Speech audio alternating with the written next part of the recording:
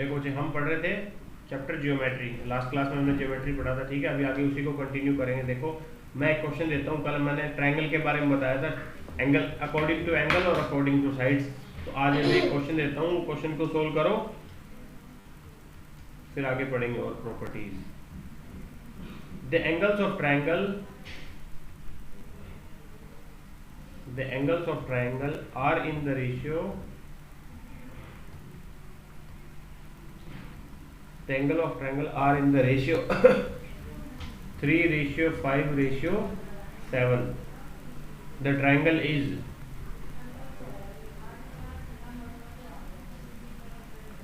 the triangle is question mark, ठीक है। अब ट्रायंगल वो कैसा है ट्रायंगल होगा ये बताना है आपको। देखो जी, ये कौन सा एंगल है, इसने बोला है एंगल का रेशियो बोला है ना, एंगल रेशियो ऑफ एंगल। तो एक एंगल 3 है तो मान लीजिए इसको 3x है, दूसरा कितना है 5x है और 7 है, तो ये इस रेशियो में था। अरे ट्रायंगल का एंगल का सम कितना होता है हमें पता है, कितना होता है बच्चे 180 डिग्री। तो इनका सम कितना होना चाहिए 180 डिग्री। अब इनको ऐड करता हूँ 3 + 5 8, 8 + 7 15x, यस और नो। 15x = 180 degree. x की वैल्यू कितना आ जाएगा बच्चे 180/15। तो 15 × 15 3 12 डिग्री। x का मतलब है 12 डिग्री, x की वैल्यू 12 है। तो एक एंगल देखो, ये ट्रायंगल थी हमारी, एक एंगल क्या था 3x था, एक एंगल है बच्चे 5x और दूसरा एंगल कितना था, थर्ड एंगल 7x। तो 3x कितना हो जाएगा एंगल 3 × 12 36 डिग्री और 12 × 5 60 डिग्री और 12 × 7 84 डिग्री। तो ये ऐसा कौन सा एंगल, इसके सारे के सारे एंगल क्या है 90 से कम है। तो 90 से कम होते हैं ऐसे एंगल, उसको कौन सी ट्रायंगल होती है, एक्यूट एंगल, ठीक है। एक्यूट ट्रायंगल होती है उसे, ठीक है। ये आंसर होगा हमारा। कोई स्केलन बोल रहा था, स्केलन वैसे स्केलन ट्रायंगल है ही है, बट क्या है एंगल के अकॉर्डिंग पूछा था, तो एंगल के अकॉर्डिंग एक्यूट एंगल ट्रायंगल होगा बच्चे, ठीक है। नोट कर लो। नेक्स्ट है बच्चे Pythagoras theorem, Pythagoras theorem. Sir मैं बता सकता हूँ सर फॉर्मूला। आप सुनो बच्चे, पाइथागोरस थ्योरम क्या होती है। देखो पाइथागोरस थ्योरम ऐसी ट्रायंगल होगी जिसमें एक एंगल क्या होगा, right angle triangle, right angle होगा, ठीक है। ऐसी ट्रायंगल जो क्या होगी, राइट एंगल होगी। तो ये एंगल राइट एंगल होगा, इसको बोलते हैं बेस, इसको क्या बोलते हैं परपेंडिकुलर। ये क्या है हाइपोटेन्यूज, ठीक है, हाइपोटेन्यूज, ठीक है। तो पाइथागोरस थ्योरम की प्रॉपर्टी क्या होता है बच्चे, बेस का स्क्वायर होता है ना, base square plus perpendicular square = hypotenuse square. हाँ हाइपोटेन्यूज स्क्वायर, ठीक है, = हाइपोटेन्यूज स्क्वायर, इसका स्क्वायर, ठीक है। ये प्रॉपर्टी होती है। इनमें से कोई भी दो साइड गिवन होगी तो तीसरी साइड हम निकाल सकते हैं इस फॉर्मूले को अप्लाई करते हुए। अब बेस को मैं b लिख देता हूँ, परपेंडिकुलर को p लिख देता हूँ, हाइपोटेन्यूज को h लिख देता हूँ, ठीक है, इजी वे में शॉर्ट फॉर्म में, ठीक है। इस तरीके से लिख लेंगे बच्चे। तो हमें कोई भी साइड, दो साइड गिवन हो, तीसरी साइड हम निकाल सकते हैं इसमें फॉर्मूले में पुट करके। अंडरस्टैंड? Yes sir. हाँ जी। तो अब हम नेक्स्ट पढ़ेंगे क्वाड्रिलेटरल बच्चे। क्वाड्रिलेटरल, क्वाड्रिलेटरल क्या होता है, ऐसी फिगर जिसकी 4 साइड हो, ऐसी शेप जिसकी 4 साइड हो, ठीक है। Which figure has 4 sides? हाँ ऐसे लाइक जैसे A B C D, किसी फॉर्म में होती, ऐसे हो सकती है, ऐसे भी हो सकता है, रेक्टेंगल, स्क्वायर, रेक्टेंगल, ऑल सारी की सारी ऐसी बच्ची जिसकी 4 साइड्स हो वो क्या होगी, क्वाड्रिलेटरल होगी, ठीक है। अब मैं टाइप्स ऑफ क्वाड्रिलेटरल बता देता हूँ, टाइप्स ऑफ क्वाड्रिलेटरल, ठीक है बच्चे। टाइप्स ऑफ क्वाड्रिलेटरल में फर्स्ट क्वाड्रिलेटरल है पैरेललोग्राम, ठीक है, फर्स्ट वन पैरेललोग्राम। पैरेललोग्राम ऐसा होगा जिसके अपोजिट साइड्स पैरेलल होगी, ठीक है। जैसे ऐसे लगेगा आपको रेक्टेंगल को थोड़ा टिल्ट कर दिया हो। ट्रेपेजियम भी, ट्रेपेजियम नहीं होता, ट्रेपेजियम में सिर्फ 2 साइड पैरेलल होती है, 2 पैरेलल नहीं होती। इसमें चारों साइड एक दूसरे की पैरेलल है, ये दोनों साइड ये पैरेलल है इसकी, और आमने सामने अपोजिट साइड आर पैरेललोग्राम में क्या वो लिखोगे आप, ऑपोजिट साइड्स आर पैरेलल, ठीक है, ऑपोजिट साइड्स आर पैरेलल, ये पैरेललोग्राम नाम दिया है। ठीक है। तो इसमें बच्चे ऑपोजिट साइड क्या होती है, पैरेलल होती है, ये ध्यान रखना है। और opposite angle are also equal, ठीक है, ऑपोजिट एंगल भी है वो क्या होते हैं, इक्वल है। ये अगर एंगल इसके इक्वल है बी सी, तो ए वाला सी के इक्वल होगा, ठीक है। ए बी देखो angle B is equal to angle D, angle A is equal to angle C, understand, ठीक है। चलो सर। नेक्स्ट देखो बच्चे, नेक्स्ट हमने टाइप पढ़ना है रेक्टेंगल, टाइप 2 रेक्टेंगल। रेक्टेंगल तो पता ही है सबको, पहले पढ़ा हुआ भी आपने रेक्टेंगल। रेक्टेंगल क्या होगा, all opposite side are equal and all angle are 90 degree, ये सारे 90 डिग्री होते हैं, ठीक है।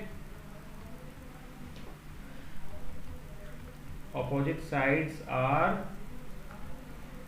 Equal and all angle are equal and angle are 90 degree, ऐसे लिख लो,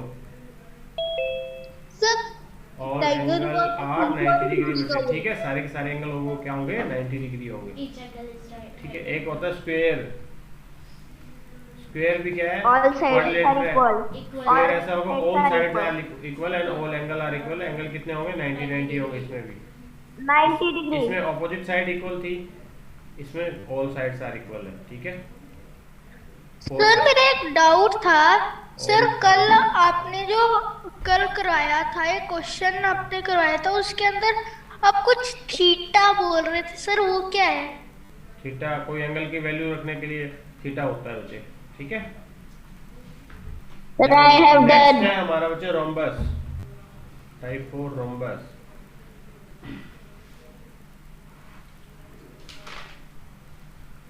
रोम्बस, रोम्बस ऐसा होगा, ऐसा पैरेललोग्राम जिसके ऑल साइड्स आर इक्वल होता है, मतलब ठीक है। पैरेललोग्राम में तो स्क्वायर को रेक्टेंगल को टिल्ट करते हैं, रोम्बस में स्क्वायर को टिल्ट किया होता है, ठीक है। तो parallelogram which have all sides are equal, ठीक है। ऐसा पैरेललोग्राम जिसकी साइड सारी साइड्स क्या होती है बच्चे, इक्वल होती है, ठीक है। और ये ऐसा बनेगा, ठीक है, ये भी इक्वल है इसके, ये भी इक्वल है। एंगल ऑपोजिट एंगल क्या होंगे, ये 90 डिग्री नहीं होंगे, ये ध्यान रखना है, ठीक है। ऑपोजिट एंगल आर इक्वल होंगे and opposite angle are equal,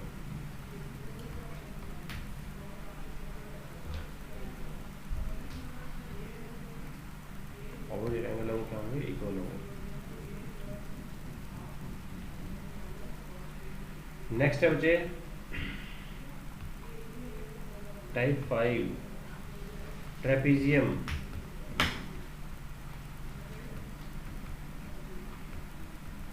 trapezium क्या होगा, ऐसी शेप जिसके दो ऑपोजिट साइड है वो पैरेलल हो, ठीक है। ये पर इक्वल नहीं होगी, ये साइड पैरेलल है पर इक्वल नहीं होती कोई भी साइड इसमें, ठीक है।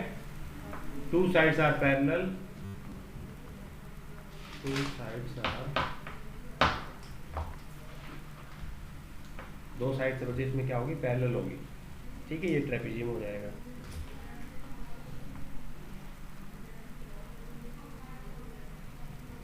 और रोम्बस के डायगोनल बाइसेक्ट करते हैं एक दूसरे को 90 डिग्री पे, ये भी लिख लेना। ये जो डायगोनल है ना, ये तो ये लिख लो यार। Next point, rhombus diagonal bisects each other at 90 degree. Bisect मतलब कट आउट करते हैं एक दूसरे को 90 डिग्री पे, ठीक है। सारे सारे 90 डिग्री पे कट आउट करते हैं। एक होता है नेक्स्ट बच्चे 6 टाइप साइक्लिक क्वाड्रिलेटरल, ठीक है। क्वाड्रिलेटरल का पार्ट है साइक्लिक क्वाड्रिलेटरल। साइक्लिक क्वाड्रिलेटरल मतलब ऐसा क्वाड्रिलेटरल जो एक सर्कल के अंदर हो, ठीक है। एक सर्कल बन गया, वो उसकी ना चारों की चारों साइड्स है वो अंदर होगी, इस तरह टच करेगी, ठीक है। वो किसी शेप में हो सकता है, चाहे ट्रेपीजियम शेप में हो, रोम्बस शेप में हो, किसी तरीके से हो, कैसी भी शेप क्यों ना हो, पर उसके जो ऑल साइड्स आ रहे हैं वो क्या होगी, विद इन ए सर्कल होगी, ठीक है। जो इसके वर्टेक्स है वो क्या होंगे, सर्कमफ्रेंस से होंगे, vertex of quadrilateral is on circumference of the circle. Vertex of quadrilateral is on circumference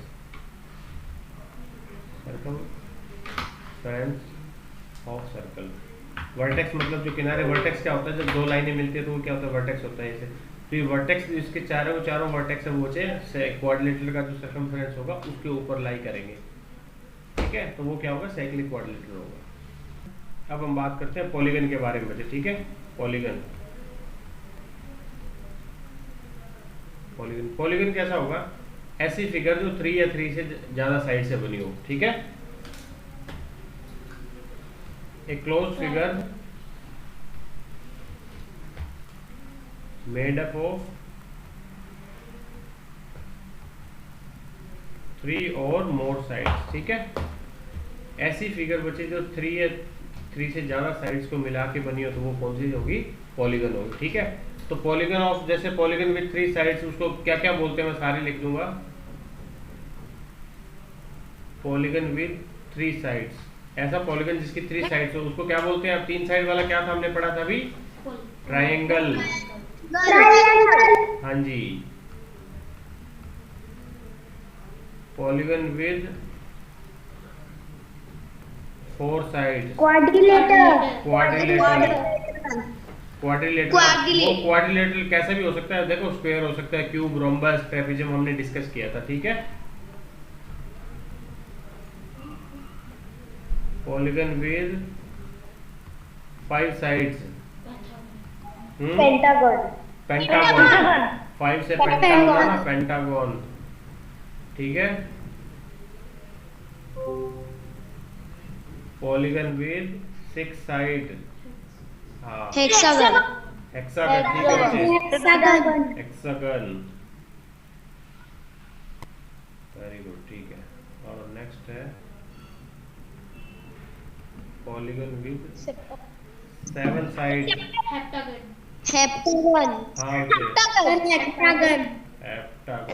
ठीक है, हेप्टागन, हाँ जी, ठीक है। देखो next, polygon with 8 sides, 8 side वाले क्या बोलेंगे, ऑक्टागन, ठीक है, ठीक है। और पॉलीगन नैनोगन, 10 साइड वाले को नैनोगन बोलते हैं, 10 साइड वाले को नैनोगन। सर नो सर, 9 मैंने 10 पूछा है सर, 9 सर, डेकागन। और 9 साइड वाले को नैनागन, ठीक है, नोनागन। और polygon with 10 side, decagon, yes, ठीक है। तो ये याद कर लेना, कंफ्यूज मत होना, ठीक है। देखो 3 वाला ट्रायंगल, 4 वाला क्वाड्रिलेटरल, 5 वाला पेंटा, 6 वाला हेक्सा, 7 वाला हेप्टा, 8 वाला ऑक्टागन, 9 से बचे नोनागन और 10 से डेकागन। डेका हमने पढ़ा था, डेका किलो लगता है, डेका वहां से याद हो जाएगा, मेजरमेंट चैप्टर में पढ़ा था ना, तो डेकागन, ठीक है, नोट करो इनको।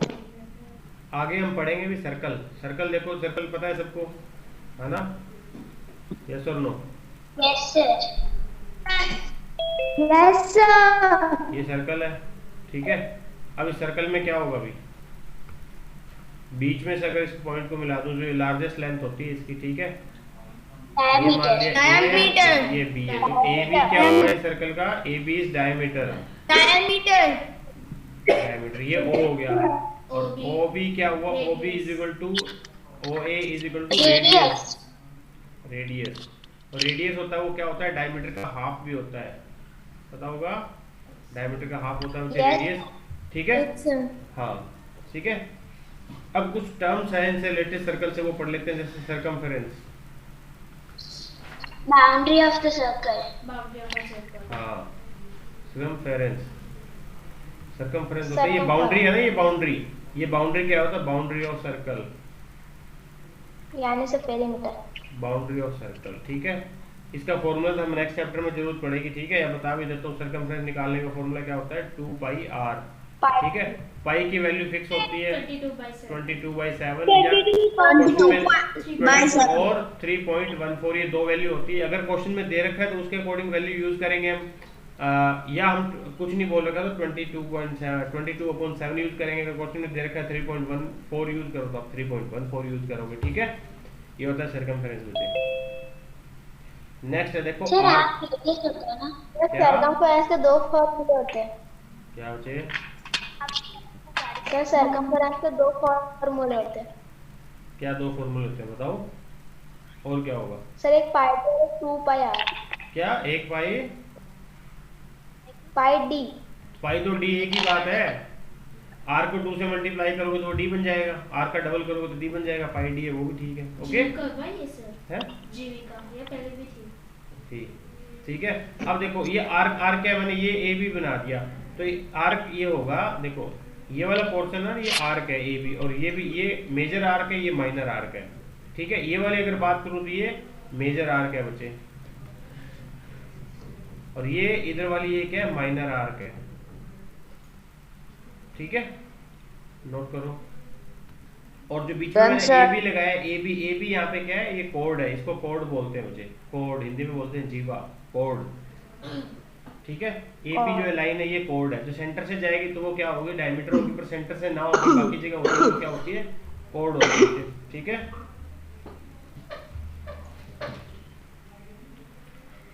नोट कर लो। देखो बच्चे नेक्स्ट है सीकेंट। सीकेंट क्या होता है, जब एक कोई सर्कल के अंदर से ऐसे लाइन अगर क्रॉस करती है तो वो क्या होता है, अगर क्रॉस करके आगे निकल जाए तो वो क्या होगा, मान लो ये ए बी है तो ये होगा सीकेंट बच्चे, ठीक है। अगर लाइन ऐसे क्रॉस करके, ठीक है, अंदर के अंदर होती तो वो कोड होती। अगर मान लो मैंने यहाँ लिख दिया सी और डी, तो अगर सी डी लेंथ है वो कोड है, ए बी क्या है, सीकेंट है, ठीक है। और जैसे ये अगर मैंने आर्क है, आर्क कोई आर्क हो जाती है, आर्क दो पोर्शन में डिवाइड कर देती है, मतलब एक कोड बना दिया, मतलब ये सर्कल था, इस सर्कल में एक कोड ए बी हो गया, तो मैंने बताया था नहीं, ये तो आर्क हो गई थी, माइनर आर्क मेजर आर्क, पर इसने इस सर्कल को किस डिवाइड में पार्ट कर दिया, दो डिवाइड में बांट दिया, सेगमेंट हो जाएगा वो, ठीक है। सेगमेंट, तो ये क्या हो जाएगा, मेजर सेगमेंट, मेजर होता है बड़े वाली सेगमेंट बचे, और ये माइनर सेगमेंट, ठीक है, माइनर सेगमेंट, ठीक है। जैसे मेजर आर्क माइनर आर्क, इस तरह सेगमेंट, अगर वो ये तो आर्क, ये बाउंड्री वाली होती है, आर्क सेगमेंट क्या हो गया, ये सर्कल का हिस्सा, ठीक है। ये मेजर सेगमेंट, ये माइनर सेगमेंट बन जाएगा, ठीक है।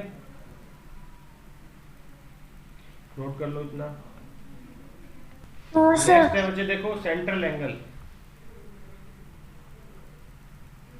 सेंट्रल एंगल, सेंट्रल एंगल क्या होता है, जो हमारा सर्कल होगा, सर्कल का एक सेंटर होता है ना, ये सेंटर ऑफ द सर्कल, इस पे अगर कोई भी एंगल बना रहे हैं हम इधर से, कोई भी, ये मान लिया ए बी क्या था, कोड था, इस कोड ने इस सर्कल बनाया, ये आर्क है, या आर्क ने इस पे सर्कल बनाया, तो ये सेंटर पे एंगल बनाएगा, वो क्या होगा, सेंट्रल एंगल होगा। और ये अगर एक ये बात ध्यान रखना, ए बी ये क्या है, कोड है, अगर ए बी सेंटर पे एंगल बनाए ओ पे, और ये मेजर सेगमेंट, इस पे मेजर आर्क पे कोई एंगल बनाएगी ना ऐसे, ये ए बी सेम, ये मान लिया हमारा डी था, तो जो डी ये एंगल होगा ना, डी ये हमेशा ओ का हाफ होगा। जो भी कोड होती है वो सेम एंगल, जैसे सेंटर ऑफ सर्कल बनाती है, उसका हाफ यही सेम क्या है, इस आर्क पे बनाएगी, सर्कल पे बनाती है, ये याद रखना हमेशा। तो एंगल ओ क्या होगा, हमेशा 2 इंटू एंगल डी हो जाएगा, ठीक है। तो हमेशा अगर मान लो ये सेंटर ऑफ द सर्कल अगर मैंने 40 डिग्री है, तो एंगल डी कितना होगा, 20 होगा। अगर ओ पे मान लो 50 डिग्री बनाया, तो एंगल डी कितना होगा बच्चे, 25 होगा। तो जो भी अगर ये कोड है, वो सेम कोड अगर सेंटर पे जितना एंगल बनाएगी, उस एंगल का हाफ किस पे बनाती है, सर्कल पे बनाती है, ठीक है। एक पॉइंट है बच्चे टेंजेंट। टेंजेंट, टेंजेंट क्या होता है, जब कोई सर्कल को ऐसे लाइन टच करके जाती है ना ऐसे, तो वो टेंजेंट होता है, ठीक है, दिस इज टेंजेंट। और एक बात याद रखना, सेंटर से टेंजेंट को जब जहां भी टच करेगी ना, वो हमेशा 90 डिग्री बनेगा, ठीक है। सेंटर से अगर जहां भी टच करती है वो उसको मिला हुआ, तो वो परपेंडिकुलर होगा हमेशा, चाहे ऐसे हो जाए या सर्कल को ऐसे टच करके जा रही है ऐसे यहाँ पे, तो यहाँ से भी मिलाऊंगा तो ये भी 90 डिग्री बनेगा। किसी किसी सीधी ना हो चाहे ऐसे टेढ़ी कैसे हो, टेंजेंट वो होता है जो सर्कल को टच करके जाए, क्रॉस नहीं करेगा, ठीक है, टच करके जाए वो टेंजेंट होगा। और टेंजेंट से हमेशा परपेंडिकुलर से हम अगर मैं टच कर लाइन सीधी ड्रॉ करेंगे तो हमेशा क्या होगा 90 डिग्री का एंगल बनाएगी, ठीक है। मान लो इसको मैंने O दे दिया, इसको A दे दिया नाम, मैंने इसको B दे दिया, इसको C दे दिया, तो OC परपेंडिकुलर टू AB, ये परपेंडिकुलर का साइन होता है, ठीक है। OC मतलब OC ये लाइन होगी, ये किस पे परपेंडिकुलर है, OB पे। परपेंडिकुलर मतलब 90 डिग्री बना रही है बच्चे, ठीक है, ठीक है, ये नोट कर लो। और ये आपका चैप्टर कंप्लीट होता है ज्योमेट्री, इसका होमवर्क आपको मिल जाएगा, वो कंप्लीट करना, ठीक है। Okay bye, have a nice day. और ये आपका ज्योमेट्री चैप्टर कंप्लीट होता है। और आपका रेशियो एंड प्रोपोर्शन